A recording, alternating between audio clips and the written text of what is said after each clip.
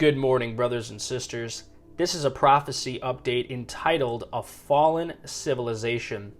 Here are some recent events that appear to indicate that the rapture is close.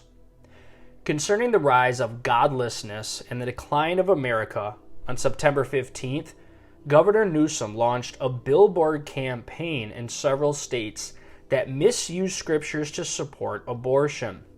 On September 29th, a famous California pastor, John MacArthur, responded to Newsom in an open letter saying, quote, "You revealed to the entire nation how thoroughly rebellious against God you are when you sponsored billboards across America promoting the slaughter of children, whom he creates in the womb."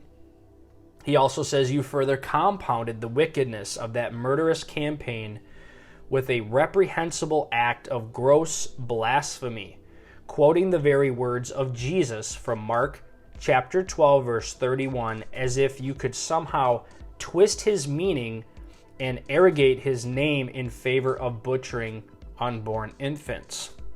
The diabolical effect of your worldview can be seen in California's epidemics of crime, homelessness, perversions, and other expressions of human misery that stem directly from the corrupt public policy. And lastly, you will stand in the presence of the holy God who created you, who is your judge, and he will demand that you give an account for how you flouted his authority in your governing and how you twisted his own holy word to rationalize it. As you look over the precipice of eternity, what will your answer be? MacArthur ended his open letter to Newsom by saying MacArthur's church and many Christians are praying for him and urging him to fully repent. Concerning the impact of godlessness on America, on September 30th, it was reported that America's weapons stockpiles are dangerously low because our government has used a presidential drawdown 20 times since August 2021 to send military equipment to Ukraine. According to the report, the Department of Defense officials have indicated that our low inventory would be considered problematic during wartime. Many citizens have family in the military, and all of us are counting on our military to defend our nation, but they can't do it without weapons. On September 26th through the 29th, at least 4 very large underwater leaks were detected on the Nord Stream 1 and Nord Stream 2 pipelines. Several world leaders said the leaks appeared to be sabotage, but no one offered proof. One prophecy teacher said only 2 nations, Russia and the United States, have the ability to blow up a pipeline in water as deep as the Baltic Sea, where the presumed explosions occurred. If the pipelines were sabotaged, it is unclear who did it, but many officials believe the United States is the most likely suspect. Some referred to the statements made by U.S. officials. Senator Ron Johnson, "I certainly hope the Senate Foreign Relations Committee would take up legislation to go beyond suspending it, the Nord Stream 2 pipeline, but to ending it permanently." Victoria Nuland in January of 2022 said if Russia invades Ukraine one way or another, Nord Stream 2 will not move forward.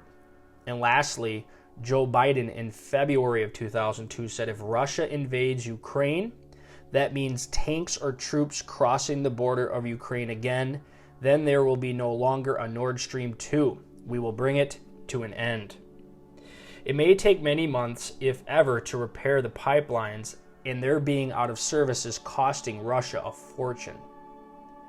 Concerning the return of Jews to the Promised Land, on September 23rd, it was reported that Russia's calling up 300,000 reserve troops to fight the war in Ukraine has caused a surge in requests by Jews wanting to immigrate to Israel. Because of the war, the European Union has placed sanctions on Russia, and only 2 airlines are still flying out of Russia. It is unclear how the Jews will get out, but Israel is preparing for a large wave of immigrants. Concerning the division of Israel, on September 21st, Biden endorsed the two-state solution in a speech at the UN. On September 22nd, interim Israeli Prime Minister endorsed it at the UN, and Biden spoke out in agreement with Lapid's statement. On September 28th, exactly 1 week later, a very large and powerful hurricane named Ian took the lives of many and heaped great damage on Florida, Georgia, South Carolina, and other parts of the United States. It seems normal for a natural disaster to strike the United States when America's leaders publicly express support for the division of Israel. Concerning pandemics and food shortages, on September 30th, it was reported that a virus has killed about 100,000 cows and buffaloes in India and has sickened more than 2 million more that will die if left untreated. The disease is contagious. It is spreading to other countries, and it causes sick animals to give less milk. Concerning an increase in the frequency and intensity of natural disasters, at the time of this writing, the death toll from Hurricane Ian was about 105. Thousands of people had to be rescued. 2.6 million people were without electricity. Some areas got more than 31 inches of rain. About 1/3 of the people have flood insurance, and some have lost everything. Concerning perilous times, President Putin said he will use every weapon, including nuclear weapons, at his disposal to win the war with Ukraine. On October 4th, it was reported that Ukraine is sending potassium iodine pills to evacuation centers for public distribution in case Russia follows through on the use of nuclear weapons.